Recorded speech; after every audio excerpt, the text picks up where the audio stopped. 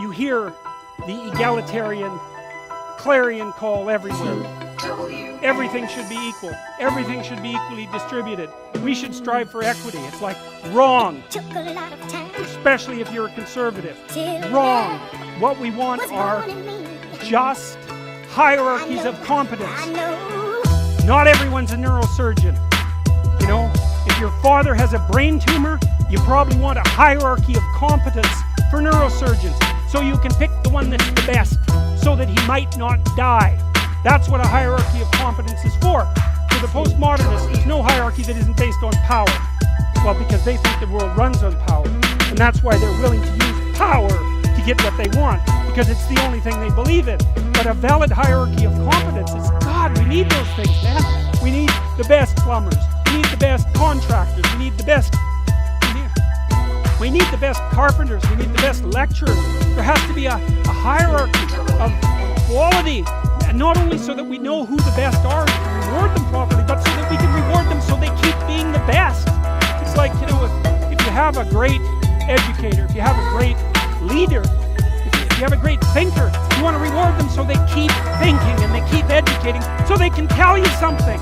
It's not a reward for their intrinsic being. It's a calculated move on your part to suck everything out of them that's valuable as fast as you can.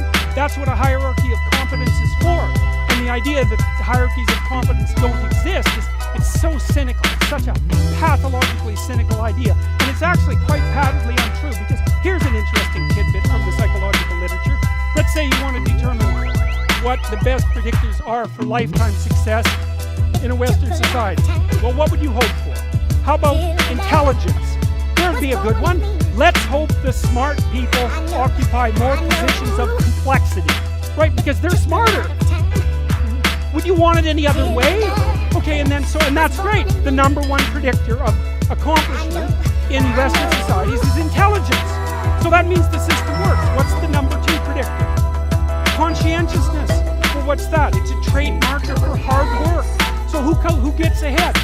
Smart people who work hard. Now, that doesn't account for every bit of the difference between people in terms of their hierarchical structure, because hierarchies aren't perfect, they're corrupt. People get to the top sometimes because they're psychopathic, although, believe me, a hell of a lot less than you think. Because a psychopath has to keep moving from place to place, because once he reveals himself as deceitful and untrustworthy, he has to go find new suckers to fleece. So the idea that, you know, there's no distinction between a CEO and a psychopath, it's like, that's only made by someone who A, knows nothing about psychopaths, B, knows nothing about CEOs, and C, has something fundamental against the entire capitalist structure, because it's simply not true. Corrupt, sometimes, greedy, sometimes, short-sighted, sometimes running companies that are doing their best to auger themselves into the ground. So, you know, it's bad people running a dying organization. But generally speaking, it's not the case. Our hierarchies of competence are reasonably functional. And not only are they functional, they're valuable. We need to know who the competent people are, and we need to reward them. And even more importantly, we need to tell young people, hey, there's some hierarchies of competence out there. Like 1,000 of them. Go be a plumber, man. Be a good one, you know? Be an honest one. I had a plumber once, you know. It was the night before we were putting drywall in our house. We were redoing a house, and he had put in all the plastic piping, you know, and I was going to test the joints. They're supposed to be glued together with this pipe glue, right? And I told him I had to test the joints, and he said, well, you don't have to test my joints, they never leak. And I thought, yeah, that's okay. How about if I test them? So I went up on the third floor and filled the pipes with water, capping them in the basement like you're supposed to. And like half an hour later, I had 2 inches of water in the basement. There were 30 leaking joints. And that was the night before the drywallers were supposed to show up. So he wasn't particularly competent. That's the point of that story. But even more so, he had put a bunch of the plastic pipe outside where the drywall would be, so it would have been sticking through the wall. So I spent a frenetic night, you know, sawing through plastic pipe and re-gluing joints so that the drywallers could come in. What's the point? If you're going to be a plumber, man, be a good plumber, because otherwise all you do is go out there and cause trouble. We don't need people to cause more trouble. We need people to solve problems.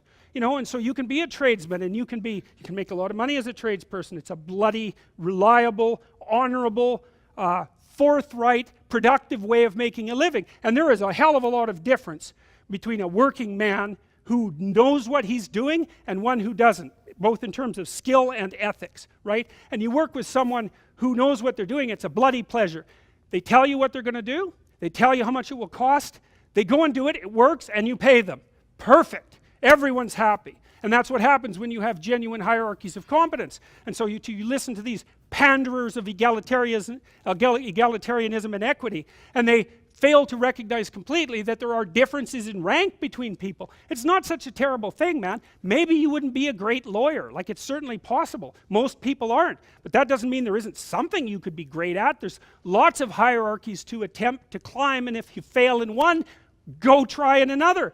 But the point is, you're still trying to aim for the top, and what the hell are you going to do if you don't try to aim for the top? You know, flap about uselessly and whine about your life? It's not helpful. It'll just make you miserable. You're not reliable to anyone. You can't help out in a crisis. It's like, so you tell young people, and this is another message for conservatives, like, I don't care what you're going to do, but go out there and make something of yourself for God's sake. Be an honest person and work and get to the top of whatever it is that you want to get to the top of.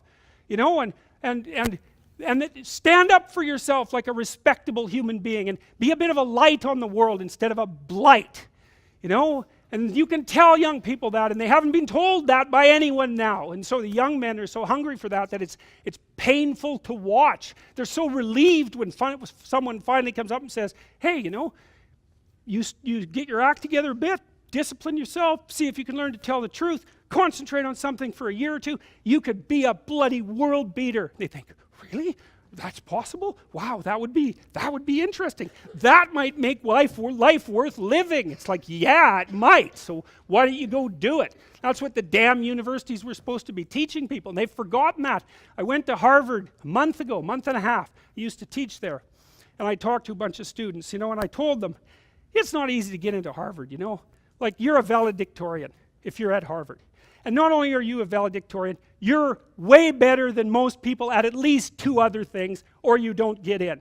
And so, like, it's, I don't know what the acceptance rate is, like 5%, and believe me, not everybody applies, so it's a very selective school. And so why am I saying that? It's like, these are high quality kids. So I told them what I just told you. It's like, here you are at Harvard. It's like, get yourself educated, man. Read some books, learn to talk, learn to think. Make yourself into something. Get the hell out there and make the world that put you here happy that you were put there in that great institution. You know, and they came up to me afterwards and said, God, I wish someone would have told us that when we were in our first year. It's like, Jesus, why didn't someone tell them that? For God's sake, it's supposed to be the greatest university in the world. Is it so difficult to figure that out? Well, it is if that isn't what you want to have happen in the university. You want to make cringing milksops who whine about being victims while they're going to Ivy League institutions. Jesus, it's pathetic.